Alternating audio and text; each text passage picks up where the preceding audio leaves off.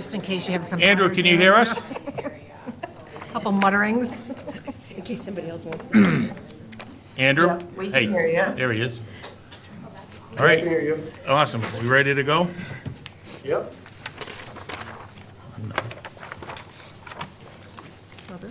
Hi. Where is mine?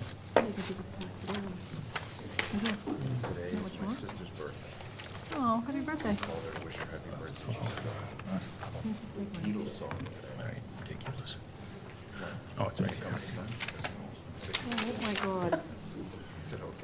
All right, good evening. Welcome to the Marshfield Zoning Board of Appeals meeting, Tuesday, March 12th. This is a hybrid meeting, so anyone that's dialing in, please use *6 to mute and unmute yourself. We're being recorded by MCTV tonight, so just so everyone knows. All right, now, Nancy, is JJ anywhere, or? JJ, he's not here tonight, right? Jay, no. Yeah. Collins here. No, JJ Hensley. Grover. Oh, no, I don't know. Is he online? Jay. I don't think he's online. I didn't see him. All right, so we're going to start with the new hearings, 2417 Donna and Maureen Beauregard. Petitioners are seeking a special permit in accordance with 305-1012 of the Marshfield Municipal Code to construct a new 24 by 24 two-story attached garage, mudroom addition, and a 16-foot by 11-foot 7 room with a 12-foot by 11.7 deck with stairs to grade on the property located at 99 Plymouth Avenue, which is further identified on the assessors maps as being on parcel M082102, located in the R3 zoning district. Go ahead. Hi, everyone. My name is Carly Tobias. I'll be representing Donna and Maureen Beauregard for Rockwood Design. And how I want to start this off is this is a corner lot, and we are choosing to have Colonial Road to be our front, making the back rear the 5 feet, sorry, I'm just trying to read. The 10.1 feet is non-conforming. So that's kind of how we want to do this addition, making Okay. it a special permit. Looks pretty Being on a corner straightforward. lot. Any questions from the board? Yes, by attaching it to the house, don't you create a new encroachment into the side yards, rear yard setback? I think she's declaring Colonial as their front. If we declare Colonial as our front, then it would be a special permit Be a 15-foot setback on the on left. the sides, which is 15.8, correct? I just don't have the site plan in front of me, so I'm just trying to read off the, Is that, It's 15.6 on this side, yeah. okay. And that's the side lot line if they declare Colonial as If the... they're using Colonial as their frontage, as their front yard, then yes, this to the left, it would be a side. To this other side would be considered the rear. And both frontage is across on Plymouth Ave and Colonial Road are treated as front yard setbacks. So Plymouth Ave would remain conforming with that setback. Colonial Road would get no more non-conforming with the existing setback. Okay. and Andrew, from your perspective, it's up to the applicant what they call a rear yard and a side yard? Yep. Thank you. Any other questions? Anything from the audience? Seeing that there's none, I'm going to move that we close 99 Plymouth Ave, 2417 Donna and Maureen Beauregard. Do I have a second? Second. All in favor? Larry Keane, aye. Brian Sullivan, aye? Brian Murphy, aye. Heidi Conway, aye. Jean Lee, So I'm going to move that the board vote to Brian. grant... Wait. Real quick, I just wanted to clarify my comment on that. So that's only you can only identify which is the rear lot line when you have a corner lot situation. Okay, thank you, Andrew. I move that the board vote to grant the petitioner's request for a special permit, subject to the conditions, building permit, as-built, certificate of occupancy. Andrew, they need a floodplain thing down there? Not at this location. Okay. Based on the findings that the applicants proposed to construct a 24-foot by 24-foot, two-story attached garage, mudroom addition, and a 16-foot by 11-foot 7 room with a 12-foot by 11-foot 7 deck with stairs to grade on the property located at 99 Plymouth Avenue, as shown on a progress set of plans by Rockwood Design Incorporated, Dick Rockwood, dated 1/12/24, 11 pages, and a site plan by Stembeck and Taylor Incorporated by Richard Savant, PLS, dated 1/30/24, 24/23, showing proposed garage addition and deck meets the special criteria, permit criteria in section 1012 of the bylaw. Do I have a second? Second. All in favor? Larry Keane, aye. Brian Sullivan, aye. Brian Murphy, aye. Heidi Conway, aye. Jean Lee, aye. Thank you. Thank you. Thank you all. Okay, so now we have 2418 Oak, 1187 Ferry Street, LLC. The petitioner is seeking a special, are they here? He's online. Okay. Yep, hi there, how are you? Special permit in accordance with 305-1012 of the Marshfield Municipal Code to construct a 24-foot by 14-foot 10 roof deck accessed by internal ship's ladder on the property located at 1187 Ferry Street, which is further identified on the assessor's maps as being on parcel 115-11-13, is located in the R3 zoning district. Name and address for the record, then go ahead. My name is Paul Antonic, I'm the owner of the LLC at 1187 Ferry Street. Good to go? Go ahead. Okay, hey, how is everyone? So you guys previously approved and saw this plan from Dick Rockwood that was approved by the person prior to me. I purchased the property a couple months ago and have pulled permits to build what was previously designed and approved. I've come up with the exact same design except with the addition of the roof deck on the top, accessed by an internal ladder, as you guys said. Looking to just capture views of the Atlantic Ocean from the top of the roof. Not to exceed, the decking not to exceed the ridge height. And Dick drew this for me in accordance with what he felt would pass the zoning board. So pretty simple request as far as the design. It's just a simple box up top with a proper 42-inch railing for safety. Okay, Andrew, do you have anything to add to this? No, I just felt that it was a modification that I didn't really, I felt it wasn't appropriate for me to allow this modification, and requested that they come back to the ZBA since it had already had a couple of changes to it. That's all. I have no other comment. Okay, thank you. Andrew, what Other is, than it'll be a great view. Andrew, what is, what is the height of the floor of this deck? Well, so the building height is based on the average or the mean from the ridge to the eave. And so the bylaw states that appurtenances like,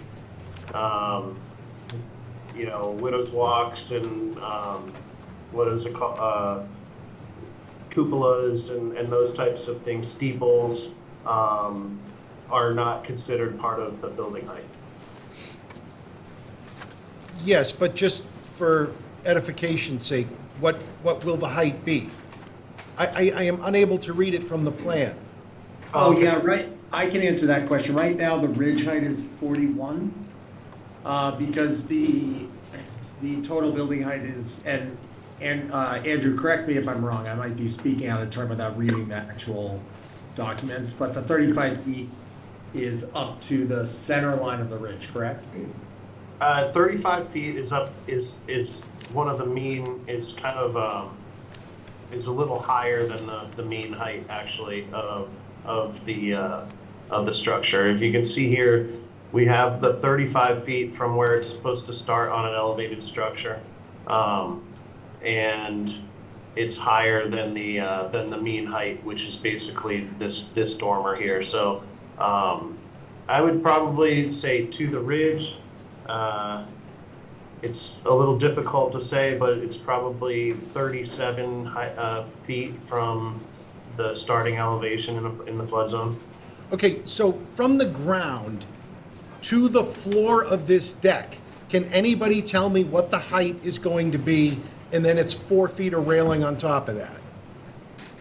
Sure, it's gonna be, let's see, 39'3", and then it's gonna be like 40, like you said, 41 inches or 41 feet to the roof deck. 31, 41. 41 feet to the top of the ridge, 41 feet to the top of the roof deck. Thank you. Anything from the audience? Seeing that there's none, I'm going to move that we close 2418 Oak 1187 Ferry Street LLC, located at 1187 Ferry Street. Do I have a second? Second. All in favor? Larry Keane, aye. Brian Sullivan, aye? Brian Murphy, aye. Heidi Conway, aye. Jean Lee, aye. I'm going to move that the board vote to grant the petitioner's request for a special permit subject to the conditions building permit as built. Do they need a certificate of occupancy on that, Andrew? They're actually gonna be getting all of these things At once. with the other permits. So Okay. I just would say, that there's no special requirements that they're not already obliged to get Okay. from the other special permits that have been issued. All right, thank you. Based on the finding that the applicant's proposal to construct a 24-foot by 14-foot 10 roof deck accessed by an internal ship ladder at 1187 Ferry Street as shown on progress set of plans by Rockwood Design Incorporated, Dick Rockwood, dated 12/19/23, 4 pages, meets the special permit criteria of section 1012 of the bylaw. Do I have a second? Second. All in favor? Larry Keane, aye. Brian Sullivan, aye? Brian Murphy, aye. Heidi Conway, aye. Jean Lee, aye. Thank you. So now we're going to do, we have a discussion, the vote request by Marshfield Commerce Way LLC for an insubstantial change of subsidizing agency and financing programs from Mass Housing to Massachusetts Housing Partnership, MHP. Who's here for that? Debbie and Anand. Okay, Anand, can you name and address for the record and then go ahead? Sure, thanks. Good afternoon, Anand Fauché for Marshfield Commerce Way LLC, 70 Commerce Way in Marshfield. Our request tonight is for a determination of insubstantial change for a proposed change in subsidizing agency from Mass Housing to the Mass Housing Partnership. As the board knows, part of 40B is that a subsidizing agency provides a final approval, and then each agency has its own particular financing requirements. And those come into play not during construction, but once construction is complete and the project is occupied. So at that time, the construction loan would be paid off and permanent financing would be put in place. So that requires a commitment today for a future permanent debt. And like I said, each organization has its own requirements. In today's economy and for our project and for our investor, MHP debt is a better fit, both in terms of both the terms of the debt and the amount. So our request today for insubstantial change will enable us to keep moving forward and get ready to start construction. And as the board knows, pulling the building permits for our project will put those units back on the subsidized housing inventory for the town of Marshfield. So I'll pause there and take any questions. Anything from the board on this? Bob, you care to say anything, or? No, it's my opinion it's an insubstantial change. They're not adding to, subtracting from the project. All they're doing is changing the subsidizing agency, the financing program, which is just a money issue between them and their lender. Anything from the audience on this? Can you tell me what project Marshfield Commerce Way LLC is on? Sure. Anand, would you let let the individual know what you're talking about? Right. Yeah, this is the Mill Creek project along Commerce Way, adjacent to the existing Madison at Marshfield. So were you always called Marshfield? Excuse me one second. Do you mind going up to the podium? 'Cause Oh, yeah, people sorry. can't hear you. I'm sorry. Hi, And I'm your name Deborah and address, Woodson. please. I live on Snowy Owl, and were you always called Marshfield Commerce Way? Because I don't remember seeing that name. Yeah, the LLC has always been called Marshfield Commerce Way. Oh, okay. Other members of my community didn't recognize it. Okay, all right, thanks. Thank you. Any other questions? Seeing that there's none, so Bob, what do we have to do for this? Just take a vote that it is an insubstantial change to the comprehensive permit. All right, I move that this is an insubstantial change to the comprehensive permit. Second. All in favor? Larry Keane, aye. Brian Sullivan, aye. Brian Murphy, aye. Heidi Conway, aye. Jean Lee, aye. Now, Heidi, did you want to take a break?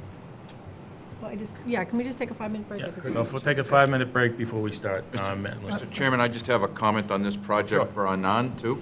Anand, we got one comment. Anand, Bob Raymond from your team has been in touch with me, obviously. He provided revised plans to me, the final revised plans, and the stormwater pollution prevention plan. I have done the review of the SWEP. I'm reviewing the plans. I have a little write-up that I have to prepare. That is a requirement of the comprehensive permit. So they are planning, this is obviously part of that, planning to get all those ducks in a row this month to start mobilizing and begin clearing in the coming weeks. So just wanted to give the board an update. I owe Bob a written up a letter tomorrow, which I was hoping to get it done today, but I owe it to him tomorrow, Anand, so he'll be getting that tomorrow, but I'll reach out to him. Okay, thank you, Ed. Yep. Thank you. Thank you. Thank you. All right, Paul. so we'll take a 5-minute break. Everyone all in favor? Aye. Aye. Aye.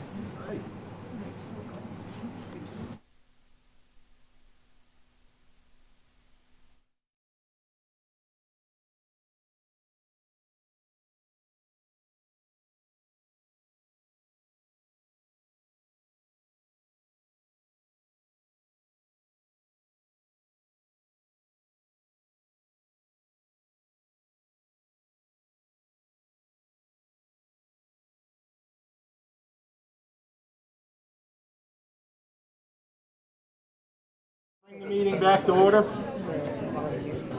I'm going to open back up the meeting. All in favor? Larry Keane, Try aye. that. Brian Sullivan, aye. Brian Murphy, aye. Heidi Conway, aye. Jean Lee, aye. Jean's microphone's off, aye. Jean Lee, aye. All right, so we'll have Maitland come up, or Bridal crossing. Bridal Crossing. Ed, now, do we have John Smith on tonight with us? So it just so happens that Mr. Smith and his associate Maureen Thomas are here in person tonight, Oh, awesome. which I wasn't aware of Oh, we're until I excited. got here.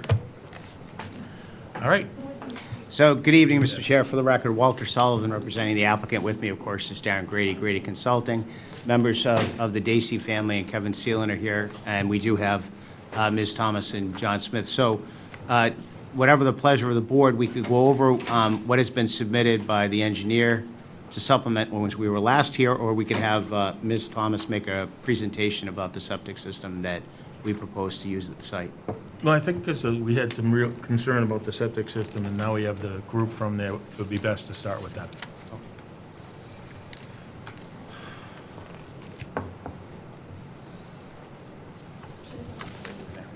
Thank you. Is it possible to bring up the presentation that was shared with the board? I have it on a flash drive if you need it. Andrew, do you have that? Did you send it to us? I did. Oh, Andrew, can you bring up the presentation? I'll have to have Nancy tell me which file it is, because she saved the files. I don't know what it would be saved under specifically. It's titled Nitro Summary Update.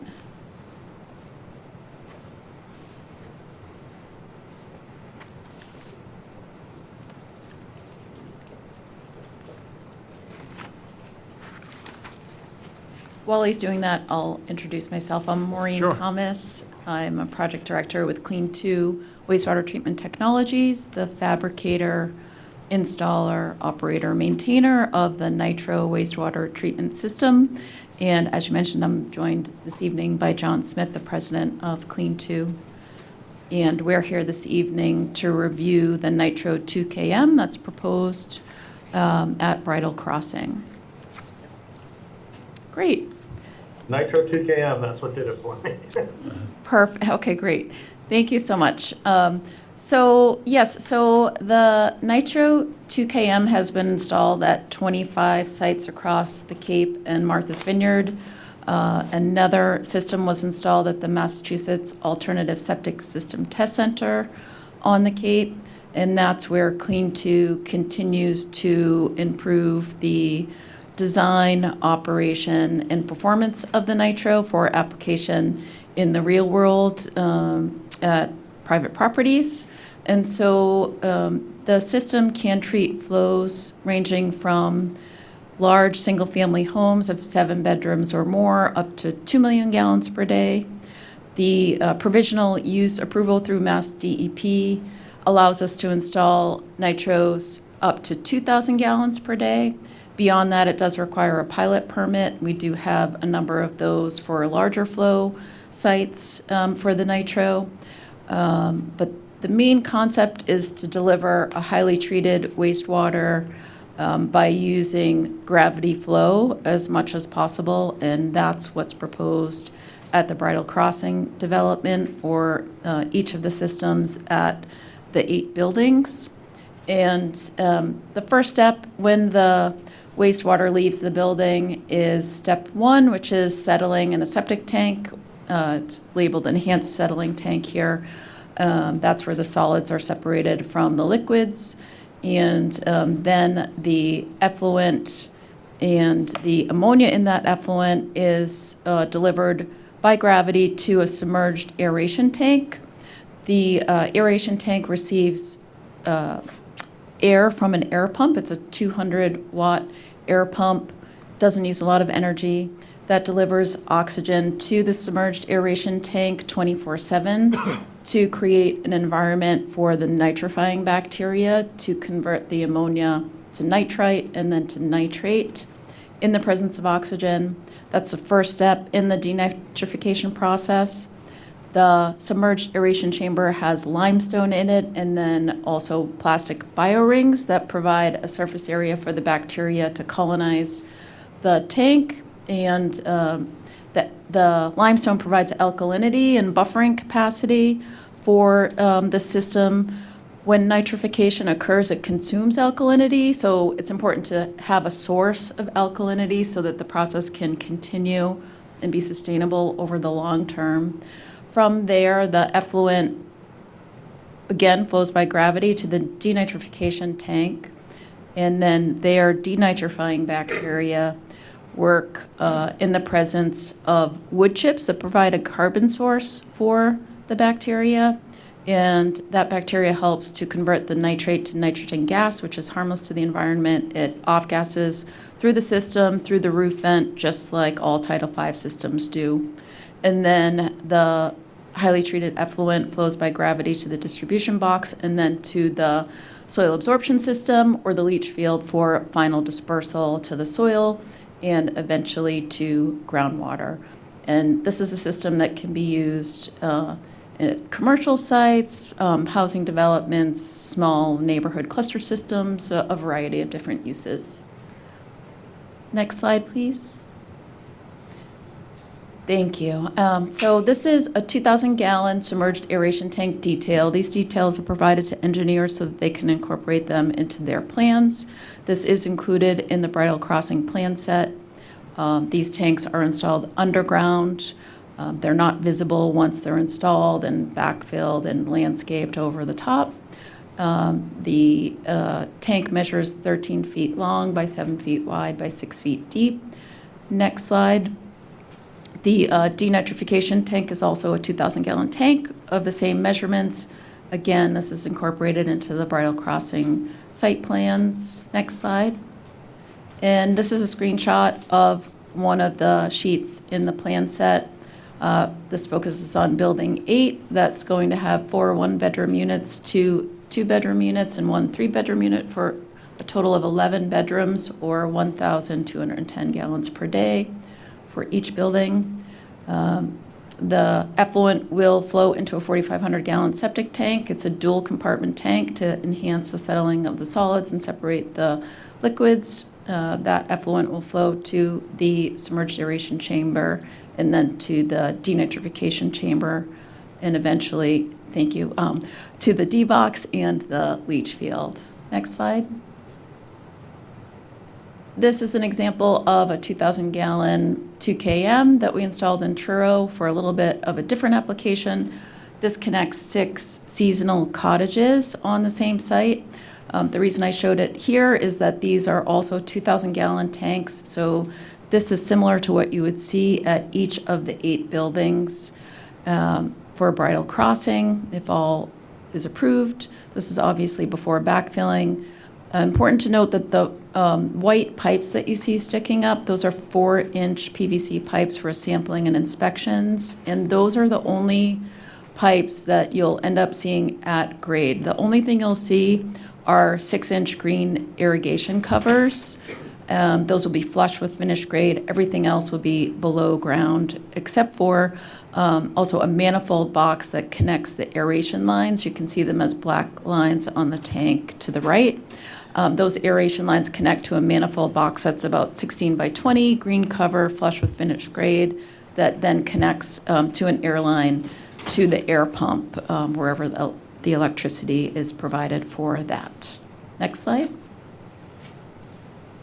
This is another example of a Nitro 2KM installed for Island Housing Trust in the town of Tisbury at the end of 2019. This is a little bit of a larger system. It's actually 10 duplexes, which you can see under construction on the left-hand side.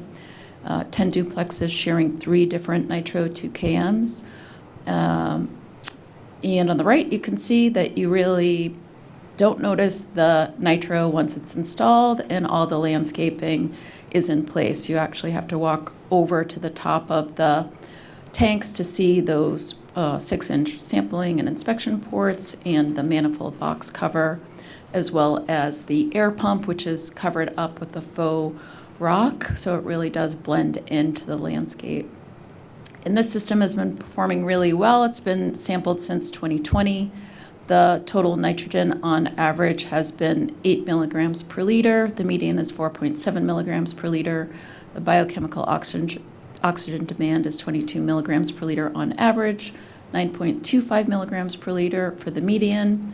The total suspended solids is 21 milligrams per liter on average. The median is 16 milligrams per liter, and the alkalinity is 233 milligrams per liter on average, 260 for the median. That is provided by the limestone in the aeration chamber, and the pH is stable at 6.7. Next slide. And the main focus for Clean 2 with the Nitro system is one of simplicity. So simplicity in the fabrication, installation, and the operation of the system. Still, with that simplicity, you get a very highly treated wastewater at a low cost, especially in comparison to sewering, which is very expensive to install. So, without the submerged pumps to move the effluent through the system, without the control panel, the alarms, and all the bells and whistles that a lot of other IA systems require, the performance is fantastic, and in comparison to centralized treatment, in the event of a power outage, there's a lot fewer things that can go wrong with the system because it is a simplified system. When power is lost, the air pump stops working, but once the power comes back on, it goes back on automatically.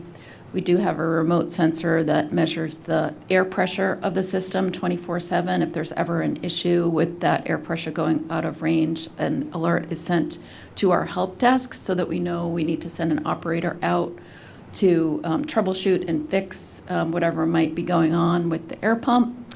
But it should come right back on after a power outage. Next slide. So just like any on-site system, it's really important to take care of the system, whether it's a Title V conventional system or a nitrogen-reducing system or even a sewer system. There are certain things that just should not be flushed down the drain or the toilet because it can cause clogs in pipes, backups into buildings, which is very unpleasant. They can be very costly to repair, and with an IA system, it can also be more complex, more expensive, and disrupt the biological treatment process for the nitrogen removal. So these lists are provided in all of the owner's manuals for the nitros, and I would expect that they'd probably be posted in the common areas of the buildings to alert the residents to take care, or it could be very expensive to fix. Next slide. So this graph shows the average total nitrogen in the influent and effluent across 70 systems that have been installed on the Cape and Martha's Vineyard. So for these 70 systems, the influent average has been 107 milligrams per liter. That's a lot higher than what DEP uses for influent numbers, 3 times higher. The effluent shown with the blue bars, it averages 9 milligrams per liter total nitrogen for a 91% total nitrogen reduction on average across these 70 sites. Next slide. This shows the median. So the median takes the middle value of all of the data. It sort of eliminates the outliers and anomalies, and the median influent total nitrogen is 91 milligrams per liter across 70 operational systems. And then the effluent is 5 milligrams per liter for a total nitrogen reduction of 94%. Excuse Next me, slide. Maureen, just Yes. so the rest of the folks, could you go back to that slide, Andrew? Just so the rest of the folks looking at this understand, the blue bars are barely visible on this graph because of the scale, but it's also because it is a small number. Right. So the red lines are what? Why don't you explain the colors again? Yes. Sorry, I was trying to save time. So the orange bars are for the influent. You can see how high some of those are. Inlet side, Yes. okay? The blue bars are for the effluent. So after having treatment through the nitro, we sample at the effluent end of the denitrification tank. So the blue bars show what the total nitrogen is in the effluent. The red line going across the graph indicates the 10 milligram per liter goal of Clean 2, which is a little bit lower than what is required in the provisional permit, which is 11 milligrams per liter. Clean 2 is comprised of engineers and scientists who are always trying to reduce the, increase the performance and reduce the total nitrogen in the effluent. So, they're working towards 0 total nitrogen. The green bar at the top is the percent removal. Next slide. Thank you, Ed. So from 2017 to 2023, there were 103 nitros installed. Currently, we have 110. At the end of this week, there will be more. Ever since the May 2020 provisional permit was issued, the numbers of systems have increased over the years, and we expect them to double from 2023 to 2024. There were 40 installed last year. We expect at least 80 this year. Next slide, please. These are simply some links on the Cape Cod nitrogen pollution problem and how Nitro is working to address the problems across the Cape and Islands. And with that, I will take any questions. I have a question. So what happens when if there's a power failure and the air pump doesn't work? How much nitrogen treatment do you get? So there's, I'm sure, residual air in the aeration tank. However, I would have to defer to John Smith to tell me how long that lasts in the aeration tank. Bottom line is the system will not remove nitrogen during a power outage for the most part. However, because the system works so well to remove nitrogen throughout the rest of the year when the power is on, it has very little impact on the overall average and median total nitrogen removal. So the impact is de minimis, and the total nitrogen on the whole still remains under 5 milligrams per liter. And so I don't know if this is for you or Darren, but so the reason this system, we're using this system, of right, you could build 64 bedrooms on this property currently with the Title V laws. Correct. Okay, so now we're adding this, so it's a conventional system, more or less, that works the way a conventional system, but then you add these pieces on that make it more of a hybrid that handle the other problems with the nitrogen. Is that, I'm trying to just, Well, no, that's actually an interesting way to describe it because the system is fashioned after a standard Title V system using the same type of tanks.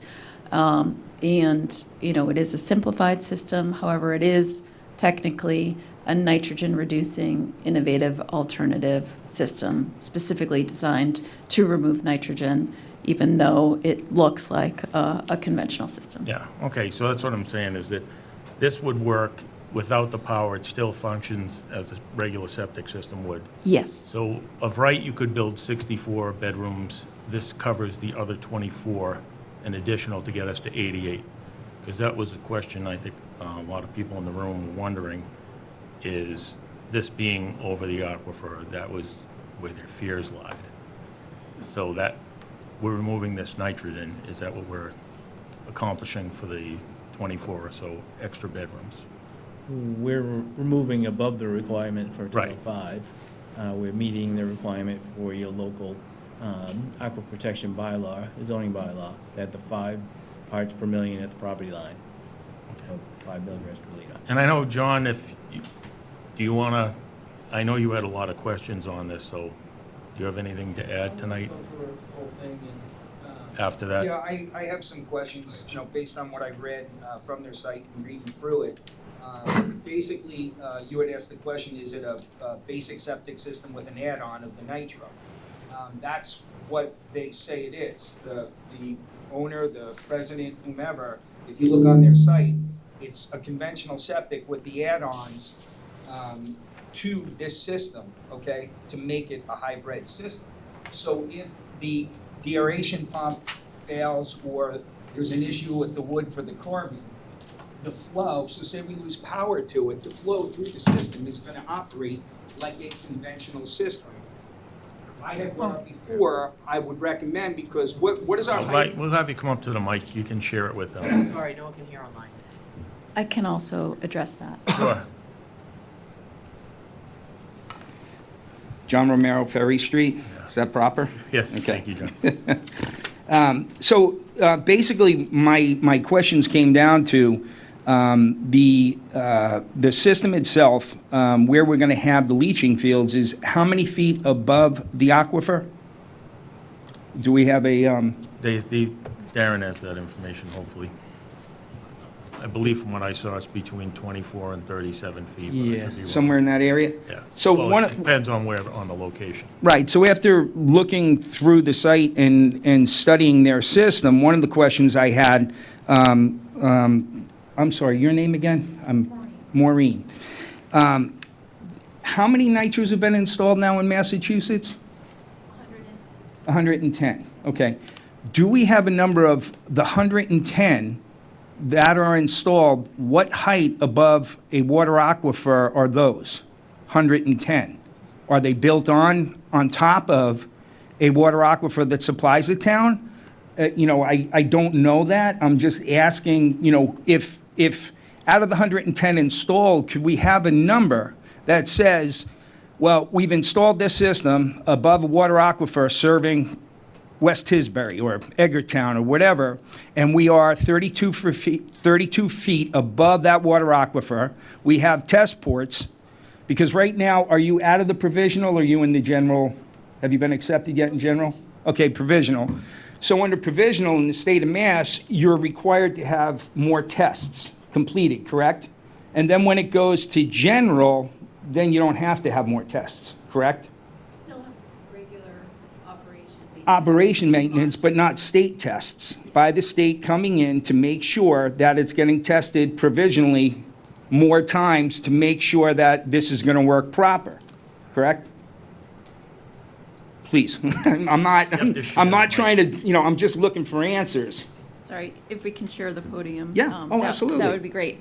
So first of all, in terms of the 110 nitros that have been installed, all of them, because it's Cape Cod, the islands, it's all, Plymouth Sole Source, Aquifer, it's all above the aquifer. Maureen, will you just speak a little louder, please? All of them, sorry. So all of the systems are installed above groundwater, above aquifers. However, the nitros are not dispersing the effluent until after treatment. So really, I think what you maybe want to know is where the effluent is in terms of the distance of separation between the bottom of the leach field and groundwater. That's probably what you really are interested in. Yep. However, another thing to note is that even though the nitro does remove a lot of nitrogen, 91 to 94%, the soils underneath the leach field can remove some more nitrogen. Right.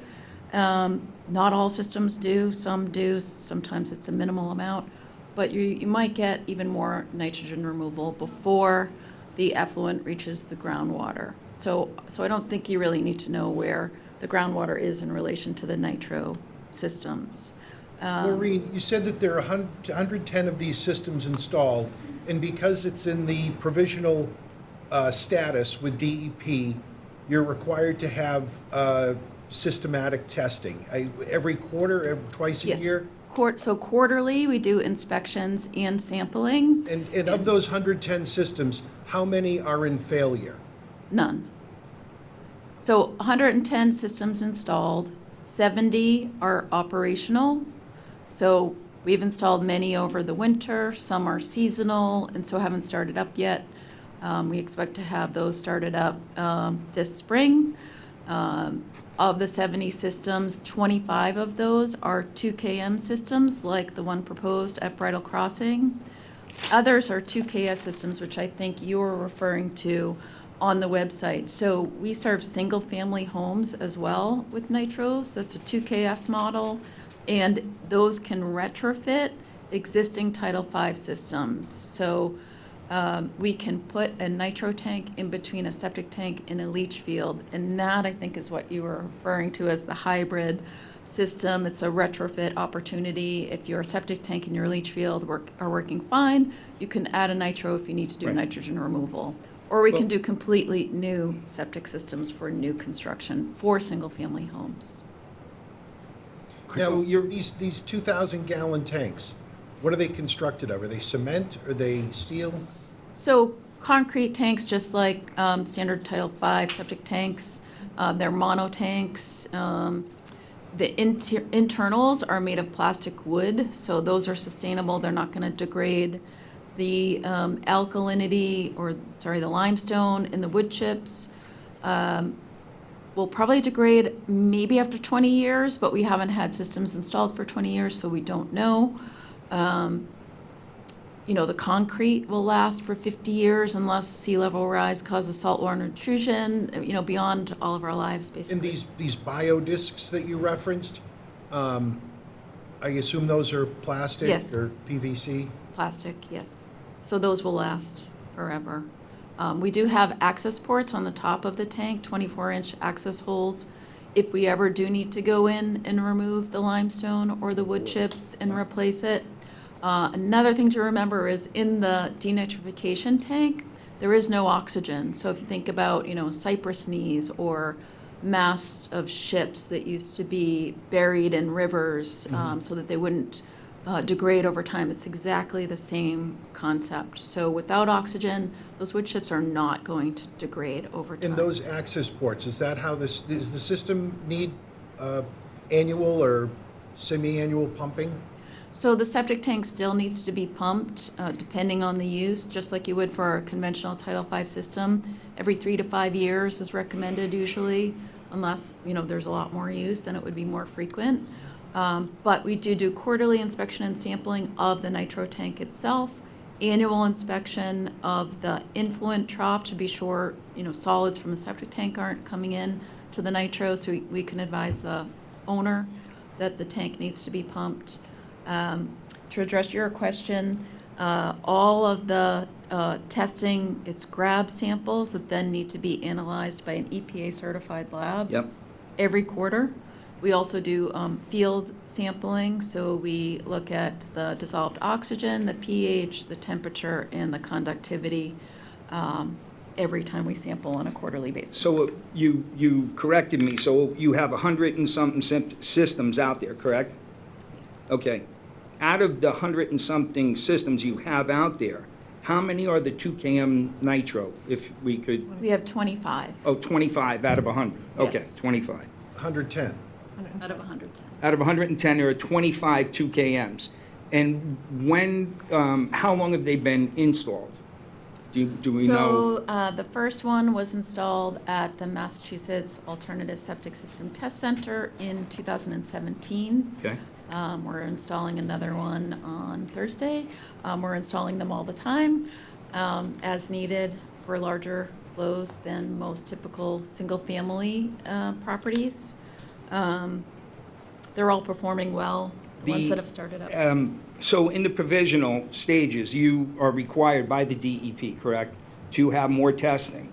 Then when it goes general, and the units, you sell them, they're installed, whomever owns the property in whatever town, that person is supposed to adhere to your recommended testing for your unit, correct? So just hear me out. So say we have someone who's delinquent in the testing of the system. Are you notified of that via something, or does the state let you know, or do you notify the owner, hey, you guys aren't testing the way you should, the way we require? So currently, Clean2 operates, maintains, and monitors and inspects all of the nitros. So because it's still in provisional use and we care about the data and we care about the systems and their function, we are still involved in all of the testing. So if, we do what we're supposed to do, we do the quarterly inspection and sampling as required. When it gets to general use, it will probably be 2 times per year. Okay. And then it's at the Mass Alternative Septic System Test Center. So this particular unit has been installed there and they're testing it. Do they have a different or more stringent testing, and then the other thing is, that I don't know the facility, I haven't looked it up or read it, and I know they test a lot of things to be approved in the state of Massachusetts. What is the criteria that, you have to fall within certain DEP regulations for that system to go from provisional to general? Yes, so under provisional, DEP requires that at least 50 systems have data, 3 years of data on at least 50 systems. So our 50th system was installed in June of 2022. So by May of 2025, we'll have 3 years of data on at least 50 systems to provide to DEP, and we're hopeful that they will issue a general use approval soon thereafter. The test center system is still under the provisional use approval, still has to meet the 11 milligram per liter total nitrogen standard. Again, we strive for less, for 10 or less. And, that system is for Clean2 to be able to innovate, more improvements to the system, at a test site where there's third-party testing of the system. We also have third-party testing at a demonstration project at Schubel Pond in Barnstable. We're going to be having more third-party testing by the Massachusetts Alternative Septic System Test Center, which is part of Barnstable County. They are establishing a responsible management entity. So they are going to be going out and sampling all of the nitros on the Cape. They already do that for us at the Schubel Pond project, where there are 13 nitros installed at single-family homes. So we're doing everything we can and everything we're supposed to do. Just 2 quick questions, and I'll step down, and that's it, and let anybody else speak. So one of the things you said that it's at the test site, it's in different areas. at the test site, how many times do they shut the power off and let it run? Is that part of the requirements to see if we run it 1 day, 2 days, 3 days, 5 days with no power, and we allow the effluent to go through the tank and then test to see what the nitrogen or other levels are? So I know the test center does lose power sometimes. Well, I mean, do they but shut it off, purposefully I think to they do. make sure? I think they do that sometimes, but more it's so that they can maintain some of their equipment and systems. Okay. But there was an analysis done by Grady Consulting that I'm not sure you've seen yet. It is on the website, and it does show that even with a power outage of 2 weeks, Okay. the nitrogen removal will not occur. However, because there is so much nitrogen removal throughout the rest of the year when the power is on, it has very minimal impact on the overall total nitrogen removal so that it still remains under 5 milligrams. Excuse me, guys, can I just, Per you liter. guys have to have your questions come through the board, Okay, okay? sorry. Thanks. It's okay, no, it's no problem, we just only want have to. Ask one more question? Yeah, I know you have Just one. wanna more. make I'm sure sorry, I what didn't we're know doing. that. No, I'm that's not okay, looking to not a offend problem. No, anybody, no, so don't be silly. just Go ahead. asking for answers. Go ahead. No, we want them too, so thank you. So, it was said that if there is an issue, you have something that monitors it, and it sends it out to your company, and you can send an operator out. So, one of the questions I have is if something goes wrong, how many operators are there? And, if we have 110 or 120 systems and just... 110. Yeah, 110. If systems are going bad, how many operators and how many people do we have to combat against this if there is an issue and, in the state of Massachusetts, can we cover that? Yes, so we've been very lucky so far. There hasn't been a huge demand for troubleshooting or fixing the system because it is a simplified system. However, we have 4 to 5 operators and training new ones all the time. Remember, these are installed on the Cape and Martha's Vineyard only so far, so, the range is not far for us to travel to do any kind of troubleshooting. All right. I could ask 20 more questions, but All I right. won't. Thank Maureen, you. if you want, you can come grab a seat right next to Brian, and we'll have other questions come at us. I have- I'll let I you have- know who's I have going more next. Go ahead, questions. Laura. Yeah, you have to go up to the podium. These are just short questions.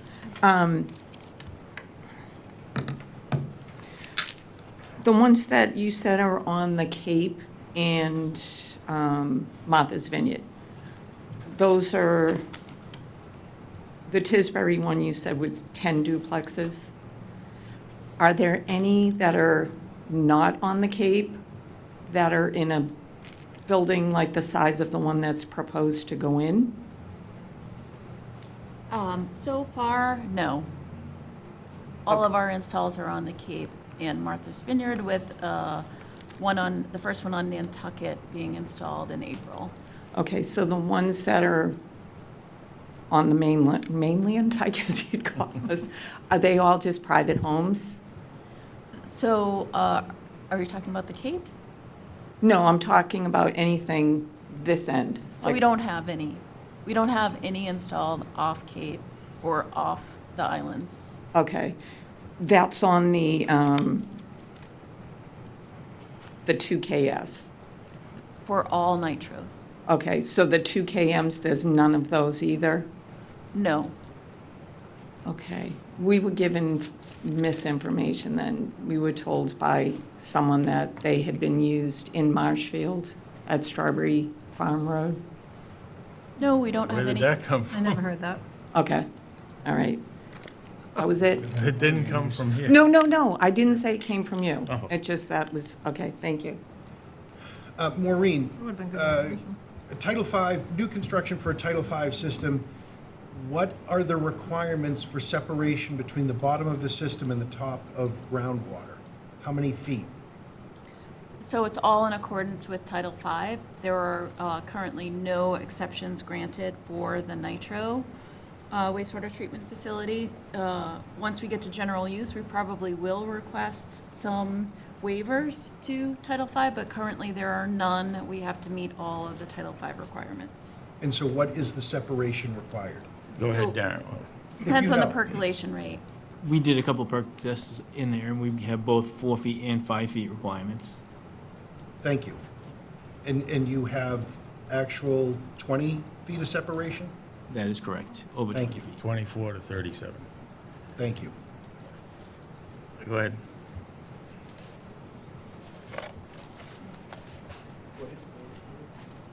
Maureen Purcell, 26 Church Street. Just one quick question. The 25 that are installed in the Cape and the islands, are any of those in a development of this size? So actually, the Island Housing Trust system, slightly larger. Then there is the Navigator Homes proposal. This will be built in 2024. It's 5 green homes that have a similar flow. I think it's 1,950 gallons per day, a little bit more than this, but a similar type of installation. But I think the Island Housing Trust example is probably the closest to this one. Okay, and I'm not familiar with that. Is that year-round living? is. Okay, thank you. Sure. All right, Dave. Maureen, Oh, go ahead. you also have a 6,000 gallon per day system in Falmouth, right? We do. That's a seasonal, it's a College Light Opera Company, 100 students and staff in the summer Got it. months. Okay. Go ahead, Dave. David Carrier, Outlook Road. In your earlier discussion on the construction of your units, the vessels portions, you were mentioning plastic materials, okay? And my question to you is, do you know the PFAS content of those plastic materials? I believe there is none in plastic, or none that has been found to date. Most plastics incorporate some PFAS, at least according to the data that's been provided to date, both by DEP and the EPA. That's the reason for my question. Secondly, the concern we have is we do have a bylaw which specifies that you will not be bringing them in as part of construction or maintenance. And going forward, I would be concerned about possible leach out of PFAS from the systems. I recognize that currently there is no PFAS limitation, but in particular, you must make sure that there are none of the 6 that are tightly regulated, the PFAS 6s as they are called by the DEP, most significantly the PFOS, PFOA, and Gen X. And then there are 3 others that are limited to 2 parts per billion as opposed to the 4 parts per trillion for the others. And, that was the concern we have with the aquifer going forward, in particular, is the PFAS. We recognize that there's a lot of it in domestic products, and hopefully someday the DEP will recognize that and start regulating it. But, you'll have to the DEP, to the Department of Public Works and the Water Division, specify the products that they don't contain the PFAS that go into the construction associated with the building, or how you're going to prevent it from getting out into the aquifer system. Thank you. Is there any more questions from the audience? Go ahead. Up to the podium, please.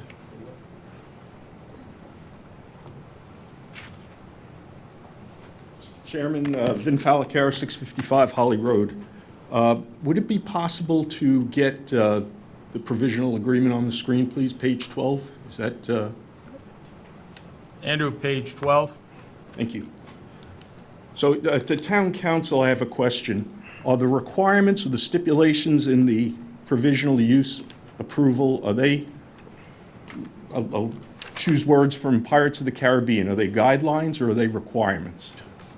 I don't know the answer to that question. I don't know the answer to that question. Who would know the answer to that question? DEP? Okay, all right, well, I'm going to go with their requirements because I can't imagine a government... Well, they're not bylaws and they're not regulations, so it's probably guidance. But DEP would be the one that would be able to answer that question. Okay, I don't see it on the screen yet. So my question... I don't know what I'm being asked to bring up. Sorry. Well, as soon as we get it on the screen, I'll show you. He doesn't have it. He doesn't have it. All right, well, I'll read it. The I don't applicant know has what not file it provided. is that he's referencing. So on page 12, item number 6, What Of what? page? I'm not sure. It's He's the looking. provisional use approval that I believe is saved on the website. It is. It probably, the title probably starts with provisional. It's like halfway down or two-thirds the way down on the list of items on the website. Give that to Maureen, just to use as a reference. Page 12, please. Page 12. Keep going, a little further down. The provisional final nitro, there you go. All right, the words that's being scrolled up say, "The system is approved," and this goes to the nitro system. "The system is approved for treatment and disposal of sanitary sewage only. The system owner," who I assume is Sealand, "shall not should not may not sometimes, shall not introduce any wastes, not a few wastes, not some wastes, any wastes that are not sanitary sewage into the system." I don't know your last name, so I'll just call you Maureen. Maureen put the disclaimer up there from Clean2 that said these things will harm the system, and their responsibility ends when those things are entered into the system. So I guess my question to Sealand, now Maureen said, well, we'll put up signs, or the owner will put up signs in the general area. Point of personal privilege, Mr. Chairman? Sure. Could I have a show of hands? Who has, in the last month, ignored the speed limit sign on Route 3 and gone a little All above right, 60? now we're off topic. Go All right. ahead. Go Well, to the next one. my point is I'm that good. signage doesn't do a thing. Okay. It does nothing. We all know that signage Well, won't if you do don't it. want to obey signs and what people tell you, that's fine, but you can't apply that to all of us. Well, so It's a generalization. I think you get my point, though. So I guess I'd ask Sealand, how are you going to the point of why we're here, how are you going to make sure that this is maintained? Because Clean2 is not going to stand by you if the apartment complex occupants don't pay attention to the signage that you put at their sinks, in their bathrooms, in the common areas, whatever. I can feel pretty confident that you will get things in that toilet bowl, things in the sinks, things in the bathtub, that Clean2 will not stand behind and say, our system will be all right. That's my question. Sure, Go ahead. Mr. Smith, I'd love to hear from you. John, go to the mic, if you would.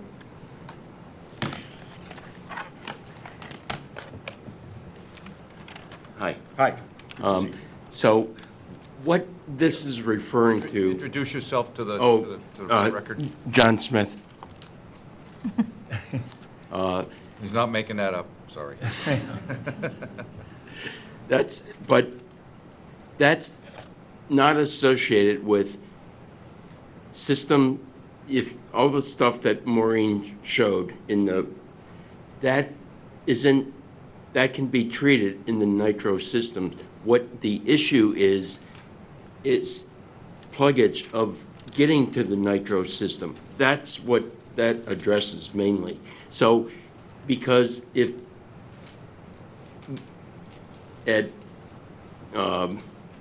over in the vineyard, system like hygiene products, they put it in, it never got to didn't even get to the septic system. It plugged up before that. That's what we're addressing. Could we go back to the list that Clean2 publishes then? Mr. Chairman, Now, listen, we've gone beyond here far enough. Bob, do you have anything to add? Yeah, well, The question before was, is this what type of a document is? This is a condition of approval that DEP added to their approval to use this type of system or install this type of system. And it's the same type of condition that every contractor that ever designs a septic system in Massachusetts includes in their standard conditions for a regular system. You can't dump materials down, they're gonna ruin, kill the system, prevent the system from operating, prevent whatever breaks down the waste in a standard system, or else it won't work. That's what this is. Thank you, I get that. So if those, I mean, if the difference between a single house owner of a system will likely pay more attention to those things because they are responsible for replacing the system. We've Whereas actually the found the apartment opposite. dwellers who are in and out continuously. We found the exact opposite. When you have a multifamily housing project with a management agency or a condominium association, you're more likely to have the management association or the homeowners association caring for a system than you are with the single-family residence. It's been the exact opposite. That's been our experience. I'll step down. Thank you. John, up to the microphone. Darren has something to say. Darren, you have something to add? No. John Romero, Ferry Street. I beg to differ on the comment that Attorney Galvin just passed, that it has been found different. I have over 30 years in business, probably 35 now, somewhere in that area, plumbing and heating. In this town, there were apartments that turned over into condos. So we can go Royal Dane, Pilgrim Trails, we can go Hunter's Glen, there's a variety, okay? I can name them all. Old Stage Stop, which are single standalone units, or I should say side by side. The people who initially have purchased a condo building, whether it be single standalone or whether it be attached to another one, have a more vested interest in my years of plumbing, of not putting things in that would obstruct the drain line or do damage to the septic, okay? Royal Dane condos, and if you want, I can bring up receipts from 30 years ago. I can bring up their condos now, but when they were apartments, when they were initially in there, I can show you receipts where we've pulled feminine products, we've pulled toys, we've pulled a lot of stuff out of the waste systems. I've been involved with replacing water mains, I've been involved with replacing septics on these various things. So I say, I beg to differ, because if you don't have a vested interest, your money is not put in out of your pocket and you are a renter. A lot of these renters, okay, that are out there are looking to get by. Maybe they have a kid, maybe they have 3, maybe they don't. Maybe they're under the limits of housing, making the money to house here, and maybe it's a Section 8 thing, maybe it's a low-income thing, that someone who owns the unit rents to them. They're looking to get from Monday to Friday. They're looking to get their paycheck on Friday. They're looking to put food in their family's mouth.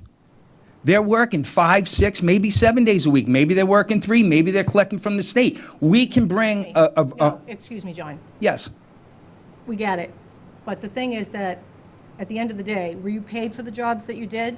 Yes. There's a rental company. Through a management company, I was paid to go. This is I'm- off base of what we're talking about. Okay. We are moving forward. Okay, so what Moving Attorney forward. Galvin said wasn't off base, that it's different.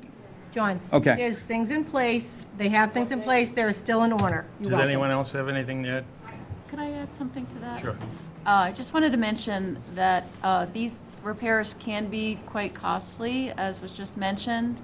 And if those costs are passed on to the people living in the building, they will stop disposing of things improperly down the drains, in the toilets. And there will be not only self-policing, but policing from the peers. Other people, residents living in the building, will start to enforce the care of the system, because they're not going to want to pay these bills to try to repair these systems.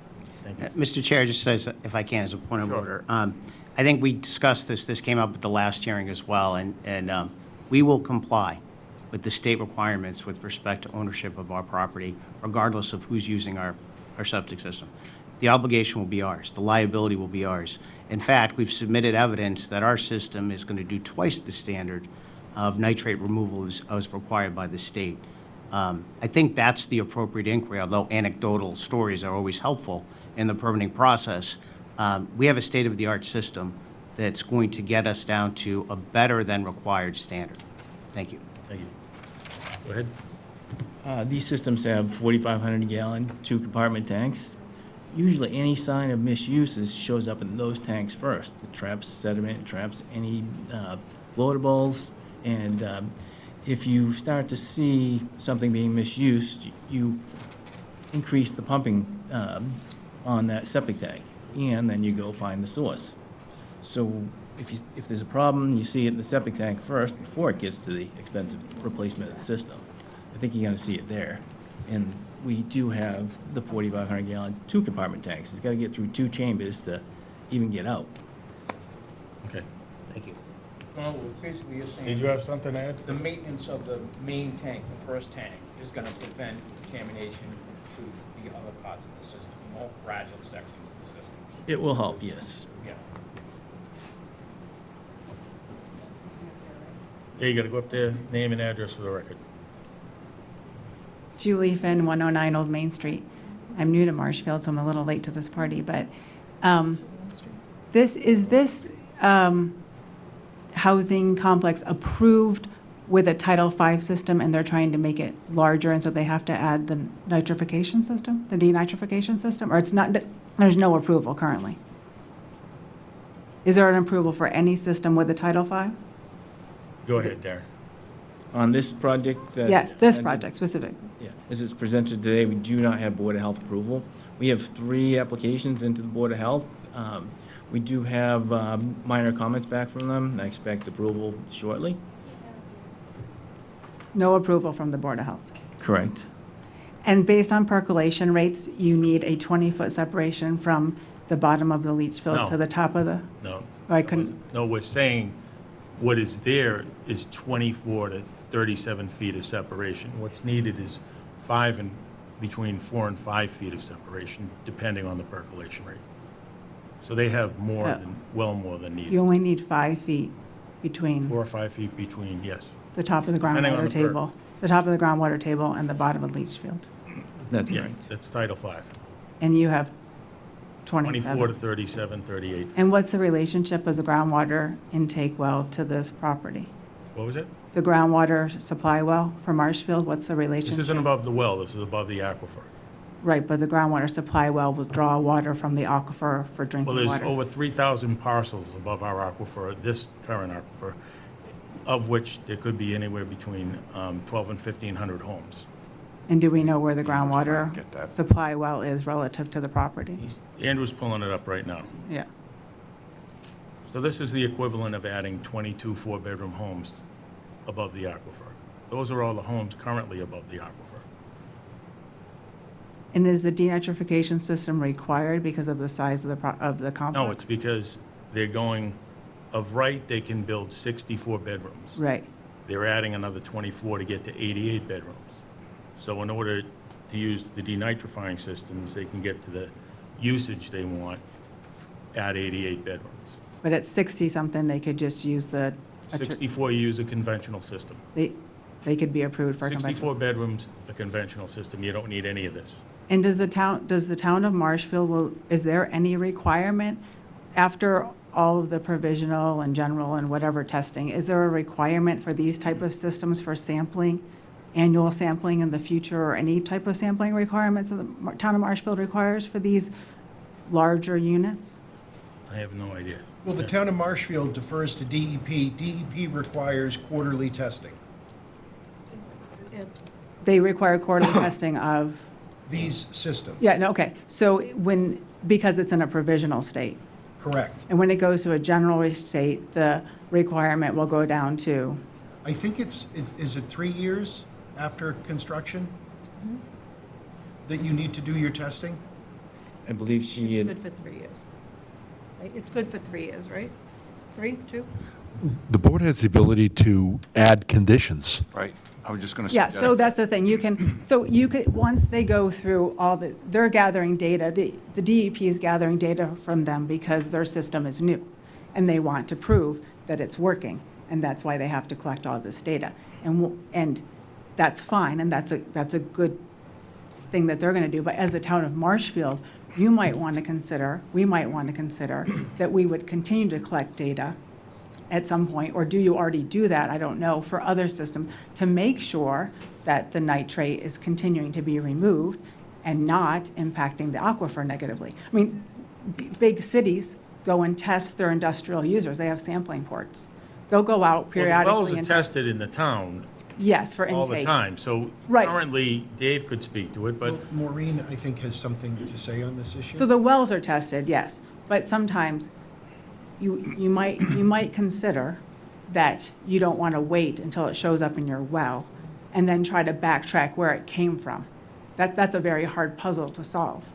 But if you test your, whatever you want, large users, industrial users, if you have sampling ports, you know that they're in compliance, and you can say, hey, they didn't do it. We know it's not them that's contributing. I would just suggest that might be an approach. there's several So- testing wells currently on this property. There's wells that are adjacent to this property they're testing, and the contract that the DPW just signed, there will be at least one well on either side of this property for testing in the future. Yeah, That I is saw something about groundwater testing, That I is saw something about that testing even associated with the before it gets to the landfill. wellhead, that Okay. testing is taking place in the current groundwater. And what's the screened interval of your groundwater intake wells? What's that? What's the screened interval of your groundwater wells? Dave, can you answer that? Repeat the question, please. The screened interval of the groundwater wells for the city? Screened interval, or the bottom of the cased opening, I'm not, Okay, yeah. basically, the depth of penetration is yet to be decided by the consultant we have. They are going to be going in for the new wells associated with this For the project. testing wells. For the testing groundwater fluent that would be flowing through the aquifer over to the Ferry Street and Church Street well sites. What's the screened interval of You gotta come through the board. What are the screened intervals of the groundwater supply wells? Are they screened from 80 to 120 feet? Are they screened from 40 to 60 feet? Are they? That is yet to be decided by, we have hired I'm no longer on the DPW board, but. They hired We've a hired a consultant hydrogeologist. that is establishing those criteria. for No, this. Mr. And Chairman, also she's- looking at whether or not the historical groundwater level matches what is the current groundwater level. I think you're asking what's the screen interval of the water supply, the current public water supply well. Yes. Those are over-engineered, extremely over-engineered. That is well documented. It's also something DEP has to have a well construction diagram filed for. You can I'm get just that from the curious what the Department of answer Public is. Works. It's generally many feet below static groundwater level, so when they pump and the groundwater level drops Yeah. around that wellhead, it is always pumping water, not air. Right. So it could be 50 feet below static groundwater level, so that it's always pumping clean water at the time, and again, not pumping air. So Yeah. that's not necessarily a relevant question to this entire proceeding tonight, but you can get that It in. kind of is. Not really, but you can certainly get that from the water supplier. If I might, Mr. Chairman. Sure. The most recent well was Ferry number 2, which is 6 ground, submersible pump sets. And if memory serves me correctly, they were at approximately 35 feet down grade. And they're all, in a screen gravel packed setup in which they're drawing water out. Which features Thanks. correct. Somebody's not reading. All right, so do we have any other questions on Maureen, wanna add Clean to? something? Ed? it? Sorry, Mr. Chair. For the record, I'm Ed Pesci of Pesci Engineering, a consultant to the zoning board, and I just want to clarify a couple of things. So we've been talking about this as a very important subject to us and to the community. One is water quality, one is dependability. Water quality, want to make sure we're protecting the public water supply. The dependability of whatever septic system is chosen, but Clean 2 Technologies needs to be a pretty decent system to select from, and it does show some pretty good performance history from my research of it. Let me just go through a couple of things. So one is the dependability factor, and it's something that came up on the screen a few minutes ago. Andrew had it a few minutes ago, that was submitted to the board today, and that was a demonstration of what do we do, what's the concentration of groundwater, there we go, concentration of nitrogen if the system loses power for a couple of days, 2 days during the year. And it was just an illustration, it's a mass balance that was done. I looked at this today briefly, Darren.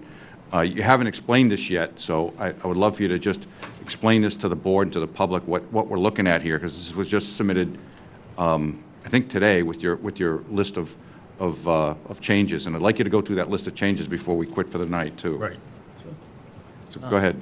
So the top row here shows how much nitrogen is discharged from the systems in 2 days per the year, so it's 10.26 milligrams per liter. So you're simulating 2 days without power? Correct. And you're simulating, and you really can't point to this, but it's 35 milligrams per liter, which is no denitrification. Correct. Okay. Conventional septic. So wastewater loading for the rest of the year from a centralized wastewater treatment facility at 10 milligrams per liter at 363 days per year is 3.63 milligrams per liter.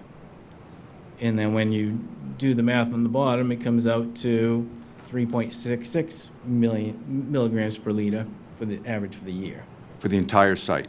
Correct. That's with a simulated 2 days of no power and allegedly no treatment?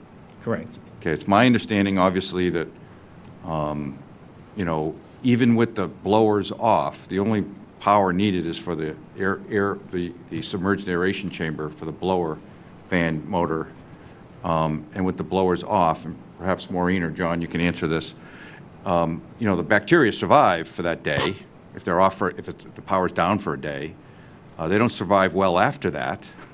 So, after a couple of days, they don't survive well. The system still operates. We just heard lots of testimony about how it's a conventional septic system with a treatment system in between the septic tank and the leaching system.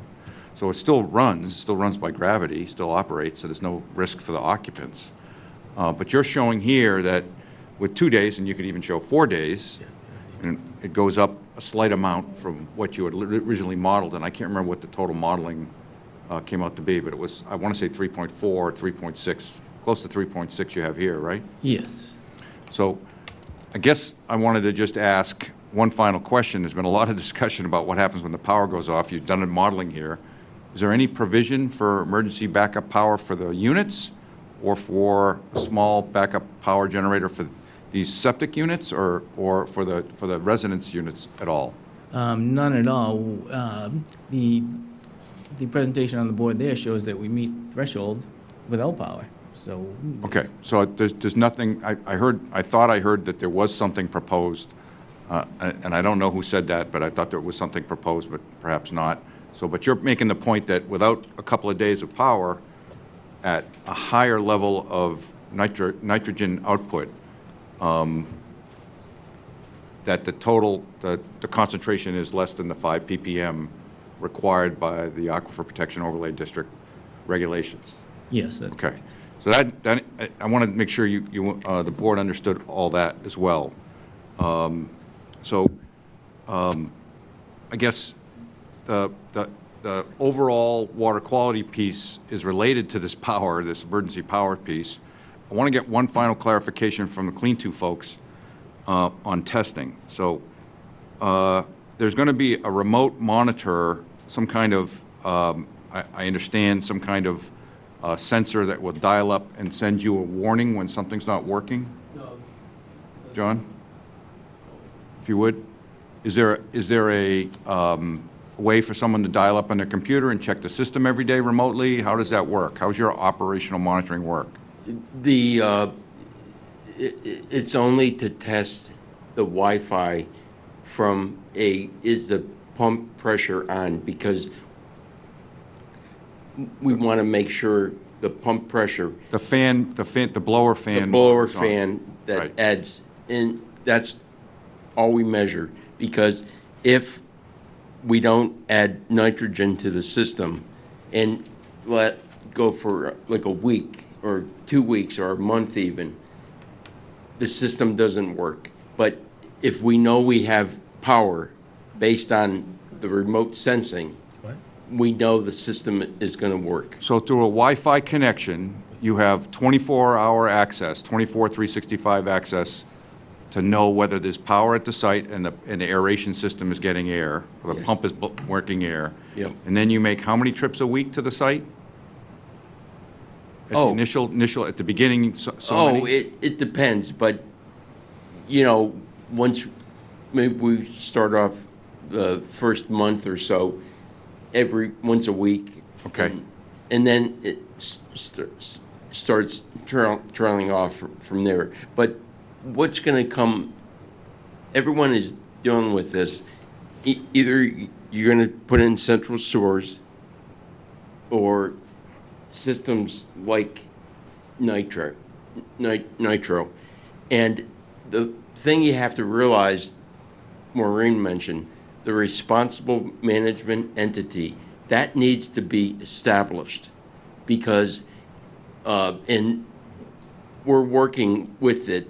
They're going to, those people that are going to go test the system, analyze it, and then report back to Clean To, not just, oh, I don't care about it because I got my money and,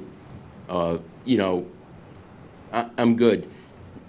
We're going to continue to work with the responsible management entity also in the local boards of health or whatnot in terms of putting,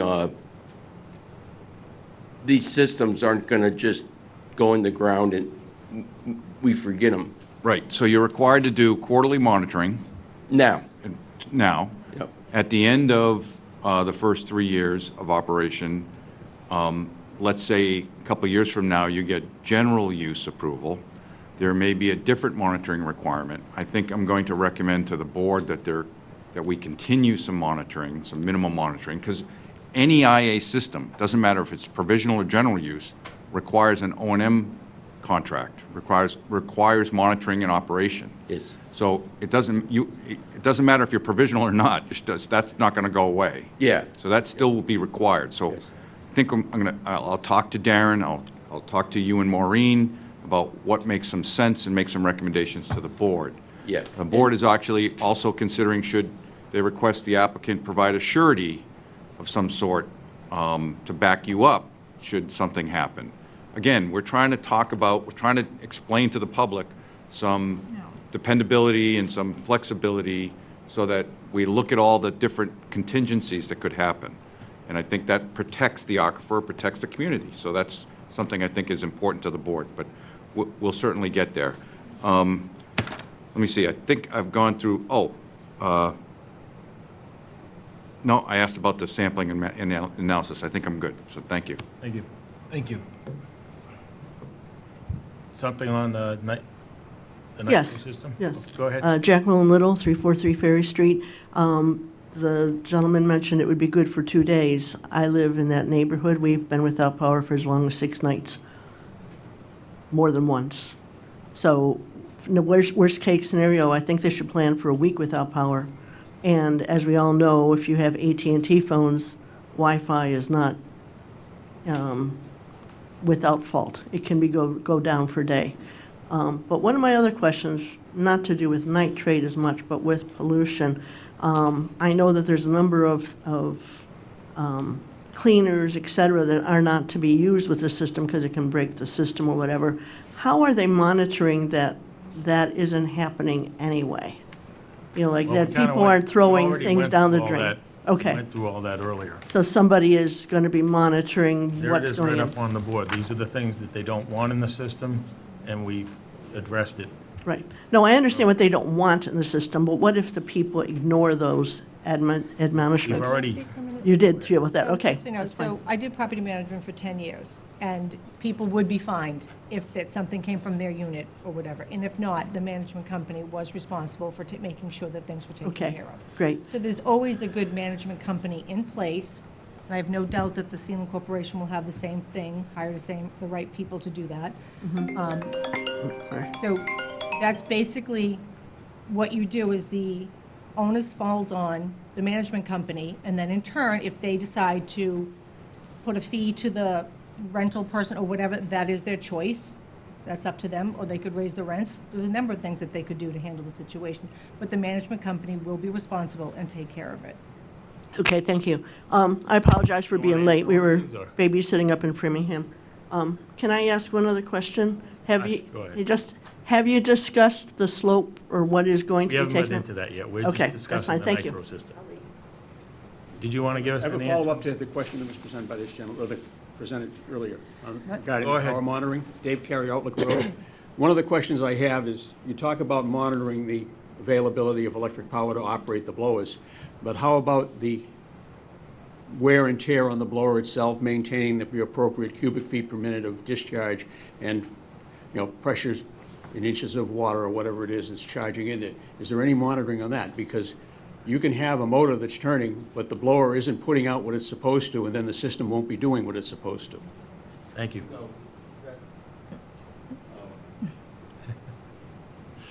So you measure pressure, right? Monitor pressure?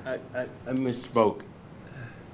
It measures the pressure, and we have a high alarm and a low alarm. And if it, outside of that, it also rings the bell. Go ahead.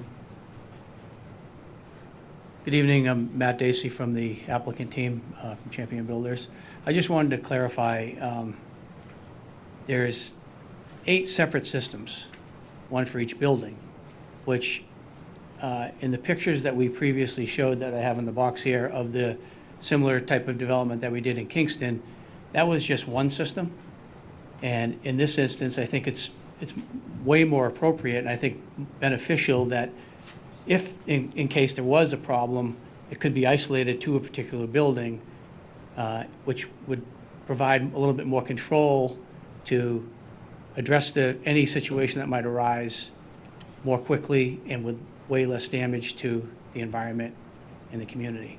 So I just wanted to clarify that it's not one big system. It's separate. These Clean 2 systems are separate for each building. So I think that we could,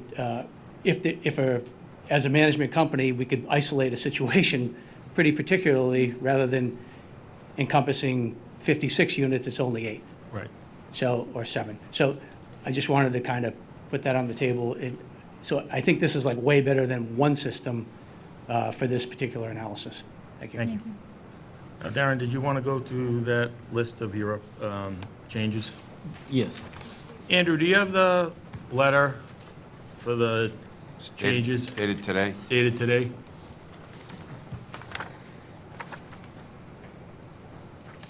Yes, thank you. Go ahead. That's it. I just wanted to review where we've, the changes that have been made throughout the project. Includes a sidewalk was added. All 8 systems were redesigned to Clean 2 design system for denitrification. The proposed entrance was revised for safer traffic control. Emergency access was added to Clay Pit Road. The work at Bridle Path intersection in Clay Pit Road was added to improve sight distance.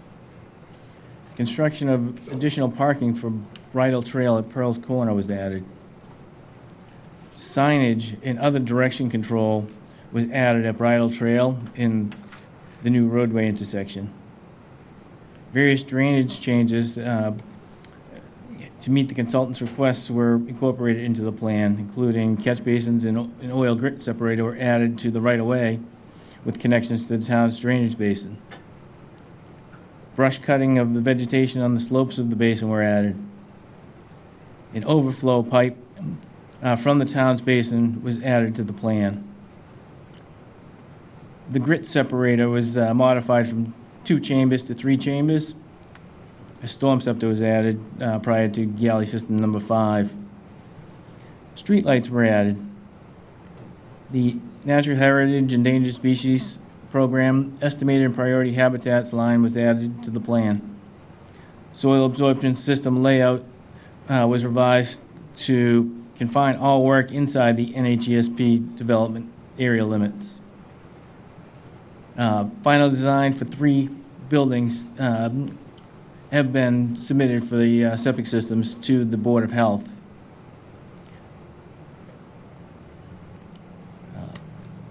Additional information has been provided by Clean 2 to answer questions, and they've attended this meeting. A revised traffic report or a revised a revision letter has been submitted by our traffic engineer to as a rebuttal. The last 2, I actually jumped the gun on these. We are working on a waiver list, and we're working on draft decisions for this to hopefully come to an agreement, an approval for this project. I'll be happy to go over any questions on any one of those. The thing we were hoping to go over tonight, but we haven't had enough time to address it, is the traffic litigation. So I don't know if you have anything to add on that, Ed, but I know we need some time. So I scanned the response letter from TEP LLC today. There were a couple of questions I have for that. I have not spoken with Chappelle Engineering, Kirsten Braun, who did the original review. I found out today or yesterday that she is away on maternity leave, so congratulations to Kirsten. So I've been talking to one of her colleagues, and I will be working on that in the coming days. What I guess I would like to propose, Mr. Chairman, if you'll let me do that with her colleagues, and we Yeah, we'll update at the April 9th put it at the meeting. April meeting, and then I'll make sure and have a conversation with Darren and with Kim before that meeting, so we're all on the same page. I also think it would be a good idea to go over all those changes with you and I and Pat Brennan, just so we go through the plans once together on a Zoom call and just kind of walk through all those changes. Like, for instance, the 2 monitoring wells that are listed, I just want to make sure I know where those are. Yep. Because I can't remember if they're the existing ones or the new ones, and I'm not sure if it's that clear on the plan. I'll be glad to provide Okay. a time to do that. So Heidi would also like to What do I want? recommend if you wanted to do. Oh, I'd like to do a site visit. Is there a time that we can do? I'd like to get it done before the April 9th meeting, if that's possible. If I'm not, available. we can do it afterwards, but I thought it would be nice to have it prior to that meeting, Sure. Do you have a date in mind, or just that week. April 9th? No, before April 9th, before that meeting. Nancy, do it? Do you want to do April 2nd, just the week before?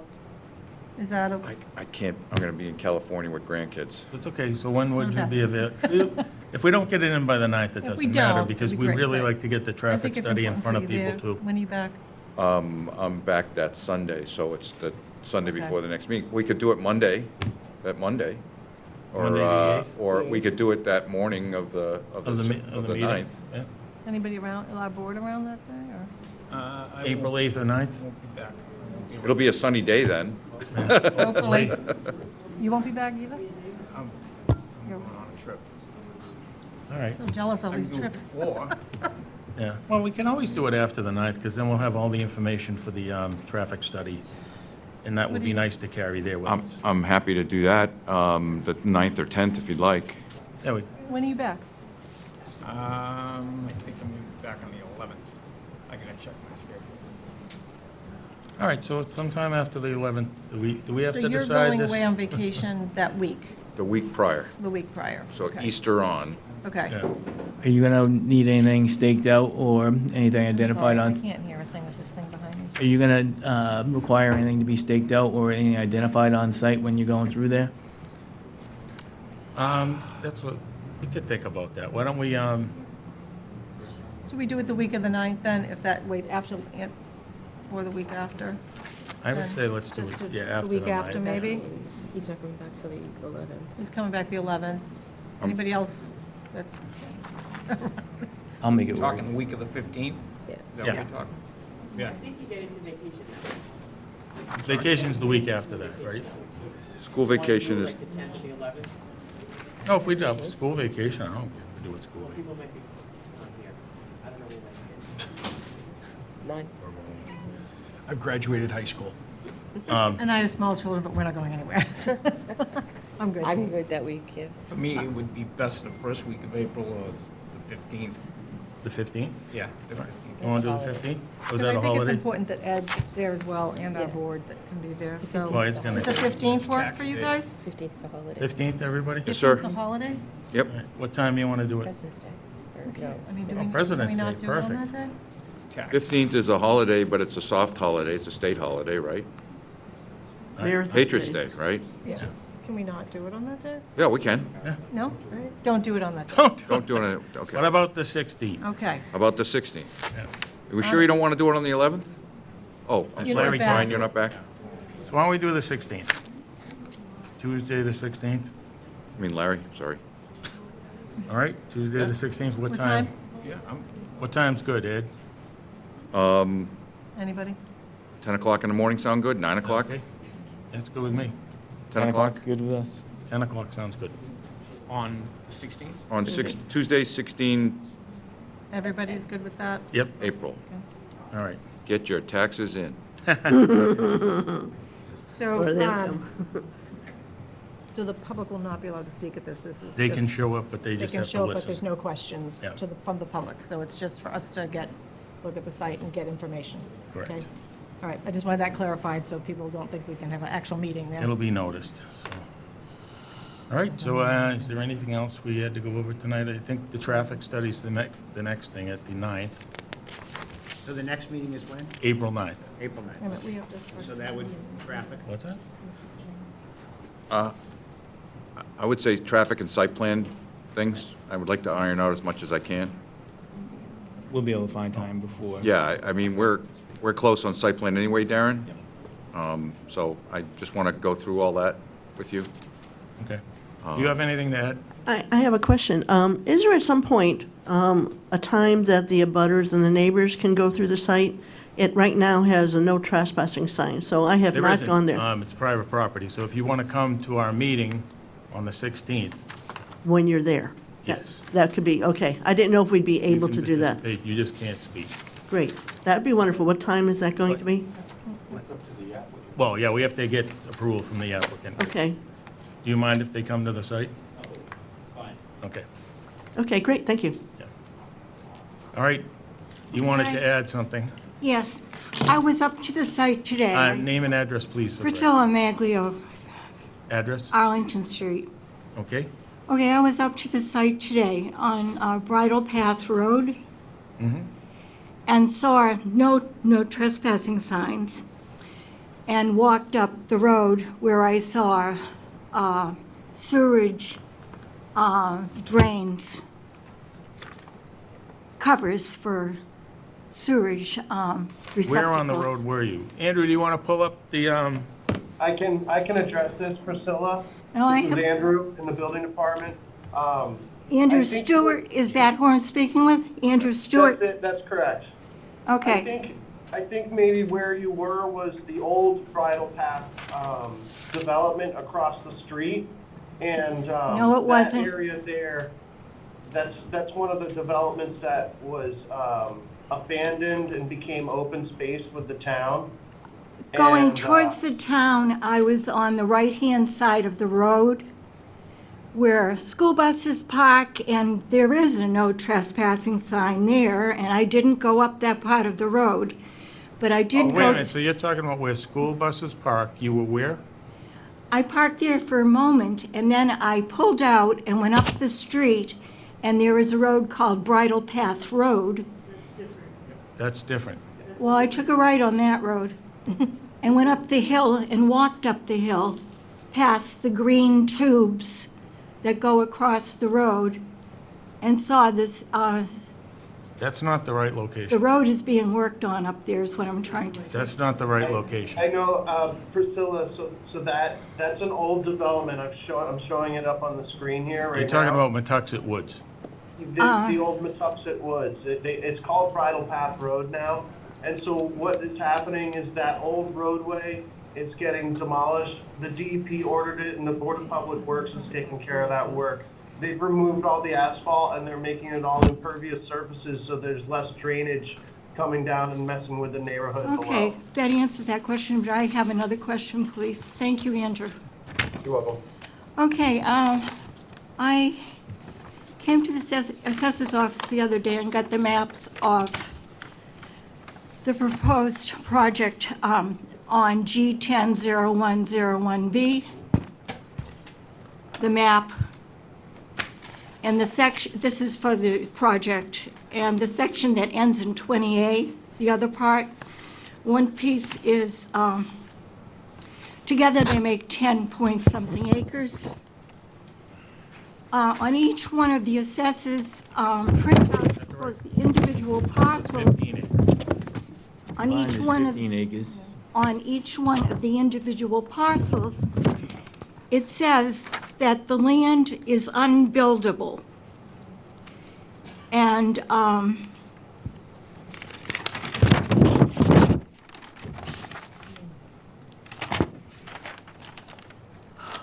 standing here without my glasses. Unbuildable land,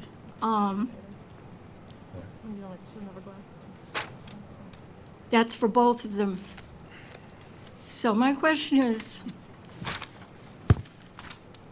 why have we appropriated money for a study, $120,000, to study? That's the DPW. That has nothing to do with us. Okay, but why are we talking about building there when the land is assessed as unbuildable? It isn't approved to be built on by the town of Marshfield. Bob, you want to answer that? I don't really understand. That makes two of us. No, I'll come over and show you the paperwork if I can find both pieces, Yeah, but who does it say is the owner? What is the question? I think the question, if I can summarize what the speaker is saying, is that if the assessors have said that these parcels are unbuildable, why are they trying to build on it? It means nothing.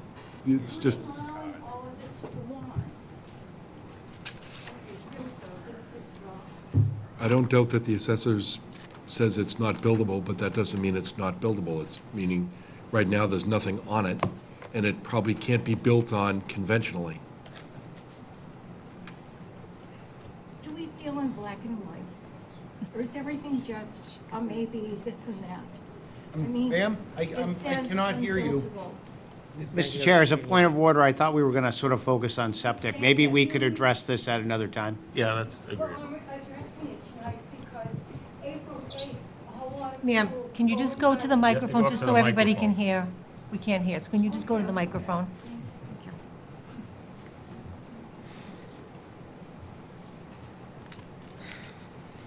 done a lot of work about this. Okay? And, sorry I wasn't participating earlier. But we've But already, the question is, I know that, but, we're asking if it's buildable. yeah, if the assessor says it's unbuildable, how could you go ahead with all of this work without getting this cleared up with the assessor first? So can I make a suggestion that maybe if you could submit, because we're kind of going off track, and I want to hear what you have to say, but could we put it in a package to give to Nancy, whether email or whatever, or drop it off to her, so that we can have everybody look at it if it's appropriate, and then we can answer it at that time, just because we have people lined up to be able to, professionals to be able to hear what they're saying. And I want to hear what you have, but I don't want it to get lost in the translation. I will, but I'll tell you something, I did show it to Nancy the other day. Okay. Okay, and there are other things going on about this land. I mean, I was downstairs in the assessor's office the other day where they gave me this, so that was yesterday? What other stuff is going on the land?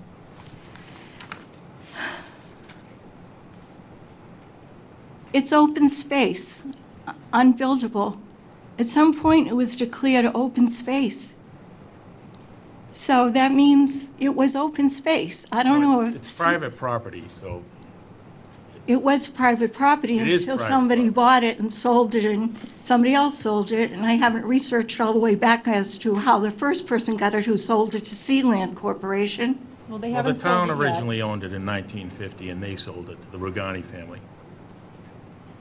They owned all 10 point something acres. All of that acreage in there was owned by the town of I Marshfield. see.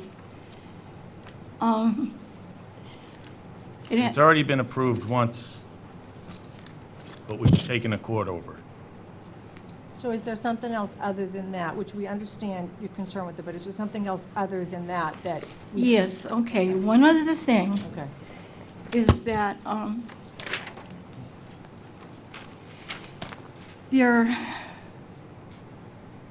FEMA recommends that when a piece of land has been vacant for a long time, and there's a question of who lived there previously.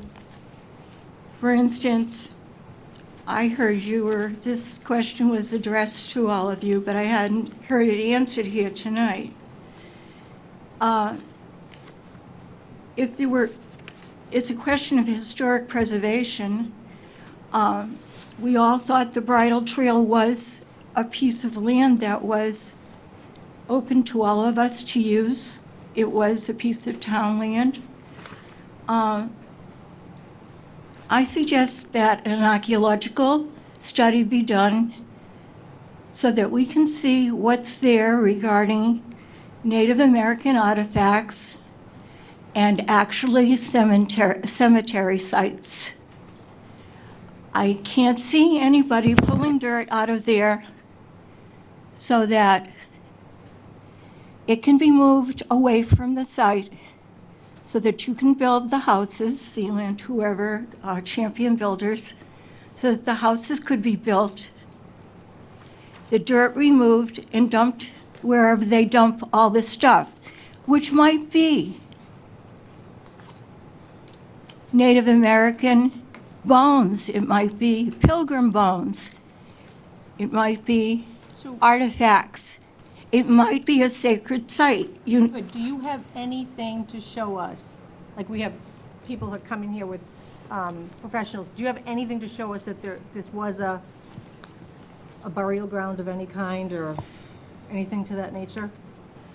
Or is this something that you're The just person imagining? I that had might here be? to address the answers to that was William Halloran, and I handed out an article he wrote about desecrating, building desecrates land. And that was written in 1987, and that gentleman has written a book that's coming out in October about Native American artifacts in this area. He's a genealogist and an archaeologist who's been working in this area since the 1970s and 1980s. He's researched down around Bridge Road, as that's what it's called, at the end of Union Avenue in Little's conservation area, where they have found things. He's researched in Situate, things seem to be dumped in landfills. And a lot of landfills receive things from from the town of Marshfield went to Situate. And from the end of the North River down by 3A, there used to be a mound of debris that came out of the North River that had many artifacts in it. There are things that have come out of Marshfield already that have artifacts and that have been dumped. So, excuse me, so Darren, there was a question that came in that you answered. Would you like to cover this? Sure. Thank you. So, under a previous permit that we applied for a MIPA permit, and Can you speak up? is this thing Pull on? that closer to you, yeah. It's wicked hard to hear. Under a previous project, we applied for what's called a MIPA permit, and part of that was Could you explain that permit, please? yes, it's filed. It's called the environmental notification form. It's filed with the executive secretary of the state, and it gets reviewed for I think. It gets, the project gets circulated throughout the state departments, and one of them is historic and archaeological. And when we submitted our ENF for the soccer fields from the previous project, there was no comment for historical or archaeological basis for this site. The site's mostly disturbed. It's been excavated out. There's only a small portion of it that hasn't. Well, How much was excavated off the top? We submitted a graphic today. Andrew, can you pull that up for me, please? Is it fair to say it's not virgin ground? Absolutely. I can show you exactly what This was the old Marshfield sand and gravel that the town used. So in yellow, the hatched area is all disturbed where gravel was taken out. Up on the lower right, there's an area that's still virgin. You can see the topography overlaid onto the aerial here, and you can see the steep slopes that are the cut in this area. And up at the top, it's more gradual. When you walk up there, the trees are more lush, and yeah, it appears to be virgin. It might not be, but it appears to be. Did you apply to FEMA? There's no jurisdiction for FEMA on this site. Regarding guidance, regarding Section 106 archaeological guidance? Had you ever applied, and did you apply to FEMA regarding a permit for the Clean Waters Act, The, subject to internal rivers and streams? would you like me to answer that? Through the chair, would you want Mr. Grady to respond to that? Yeah, go ahead. FEMA is a federal emergency management agency. But you've never applied to them? I've never applied to them. That's Not the answer. necessary. Not necessary. So do Right. you have anything else, ma'am?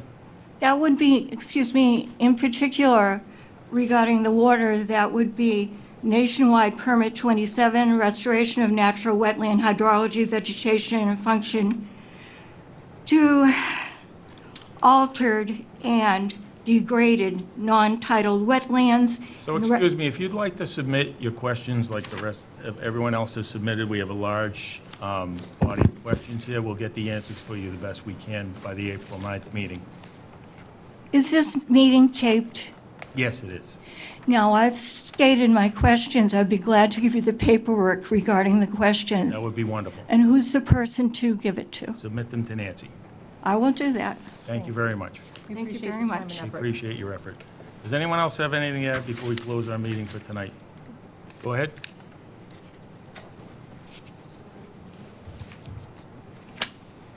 If somebody's coming up, I'd like to say that Nancy did receive the Section 106 earlier, was scanned into previous, a week or two ago regarding this. Thank you. Oh, thank you.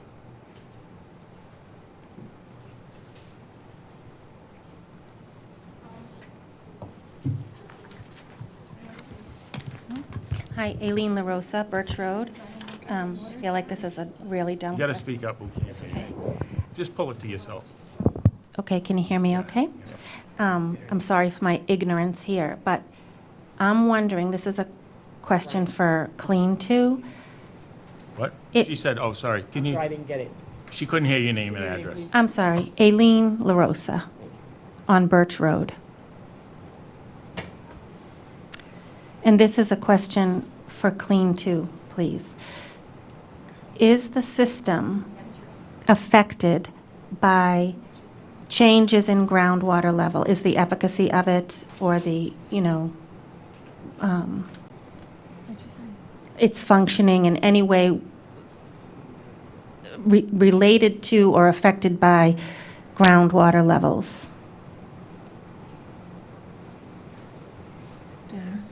Do you want to answer that, Darren? Yeah, the system will not be affected by any change in groundwater on this site. There's a significant separation here. No, I don't mean that. I'm talking in general terms of the product, the clean, this, and forgive me, I don't have the exact name of the system that's in question, this hybrid thing. The nitro system. Yeah. I'm talking about that particular product that you make and install. But how are you in- asking, is it affected by, you mean if the groundwater rises? Yes, if the groundwater were to rise on, in a way that is not typical or be depleted in a way that is not typical of, based on the data that you have. Go ahead, Darren. She must be talking about a different site because. I'm not talking about any site. I'm just, So when you're asking in general, so groundwater currently is, we're 24 to 38 feet above groundwater. So you're saying if the groundwater recedes. your Or question- raises. Or raises, would this be affected? yeah, like, would it be The affected? only thing that would affect it is, obviously, Title V says you have to be, with the percolation rates, you have to be between 4 and 5 feet above groundwater. That's acceptable to start the system. And is that because groundwater does affect septic systems? No, it's because, yeah, you have to be that far above. That's the standard accepted by Title V in Massachusetts. 4 to 5 feet above groundwater. They're 24 to 38 feet above groundwater. Right, okay, so logic tells us Logic that is- if it would goes up have to too raise high, 20 feet. okay, thank you. So if it goes up too high, hypothetically, because that's a big Above spread. Roads. It'd be in an arc. No, I get it, that's a big spread, but then it would potentially be affected, it sounds like. We all would. You know. No, I know, I'm trying to be very specific. Of course we all would Looking be. for some specific. Yeah, you- so I- No, I'm trying to learn. Can I some- try to answer this? No, I real think quick? I have the answer. So, first of all Title V systems have to incorporate the rise and fall seasonally of groundwater. So you don't just put it at 4 or 5 feet above groundwater, static groundwater that you found during the perk test. You have to estimate, using the methods that the state allows, the estimated seasonal high groundwater level, so that you're always maintaining a separation from the bottom of the leaching to the top of that high groundwater level. So that's already incorporated in the design. I get You that. just heard how we have 20-something to 30-something Yeah, feet. I know, I'm not being No issue. argumentative. Yeah, The groundwater raising above a certain level or getting high, if there was some catastrophic thing going on that I can't imagine, Well, climate has change. no effect, I'll say it again, has no effect on the treatment technology. thank you. That's what I'm asking. So the it will product still treat itself. the ground, it'll still treat the effluent to the less than 10 parts per million. As you saw here, it's much better performance than that. It'll always treat it. That effluent is now going out and has less distance, perhaps, in your scenario, to allow the oxygenated air, the oxygenated soil, to provide additional treatment. The whole reason we have a separation requirement in Title V is to provide some biological treatment, oxygenated bacteria in the air zone, not in the non-air zone where it's underwater. There's no air there, it's surrounded by water, so that there's some additional treatment. So that's what's required. Why? Because it's not disinfected. That effluent from your septic tank is not disinfected, and it's not pool water. It's not chlorinated pool water that you could drink. So the Title V requirement allows for some additional biological activity and treatment. That's really all it's for. In this case, I think you heard there's no issue with that at all. No, I understand that. But now you know a little bit more about what that rule is for. Okay, so my next question then would be, will Clean 2, or have they done, in their data analysis and testing, have they used climate change projection models into the future, into 2030, 2070, to see what will happen have they ever done it before, in any other of the sites they've done on the Cape and the islands, and/or will they do it for this one? And I guess I can take the answer off. I can sit down for the answer. Sure. Thank you. That was a very good question. What I want to say is, in 2 or 3 locations, we have had to pump groundwater and put the tanks partially in the ground. And in that case, it's covered, and because it's a septic tank and there's no leaching. And so under that scenario, it does not affect the quality that comes out of the nitro, even though it's 4 or 5 feet in the groundwater as right now, because we have gone into places and we got a variance from the 4 feet and putting it in the ground, and we had to pump groundwater and then put the tank in and then let the groundwater come back in. And we've done that at Falmouth. And it's operated, 3 or 4 years now with no impact on it. So I don't know if that answers your questions. Have we done modeling 30, 40? No, we have not. No, we have not. What's The the modeling average- is- What's the average life expectancy of Title V system? This is 20 years. 20 years. what I'm interested in is 26 and 27 here, those permits. I could only say that the estimated seasonal high groundwater table calculation takes into effect the, effect of current precipitation and other variable weather factors. Obviously, it doesn't take into effect what's happening 50 years from now. Right. Okay? So I don't think that that's a valid concern at this point, or a regulatory concern that the board could concern themselves with. I'm standing here, Aileen LaRosa, again, that's my maiden name, Birch Road. But it's going to affect us. So it'll affect my children. It certainly will on the shoreline, but not at this location. I don't know if that's true. I have a study here that I'd like to submit, if you'll accept it, please. You can submit it. So I Do you do- email it, or do you want to? I can do both if you Yeah, want. that'd be fine. I'll just get her email address You separately. give it to Nancy, and Okay. you can email it to her as well, all right? All right, Thank you. thank you. So now we're going to continue this meeting to 4/9/24. Do I have a second? Second. All in favor? Larry Keane, aye. Brian Sullivan, aye? Brian Murphy, aye. Heidi Conway, aye. Jean Lee, aye. And do we have anything else tonight? Is that it, Nancy? That's it. Motion to close? Second. All in favor? Larry Keane, aye. Brian Sullivan, aye? Brian Murphy, aye. Heidi Conway, aye. Jean Lee, aye. Thank you.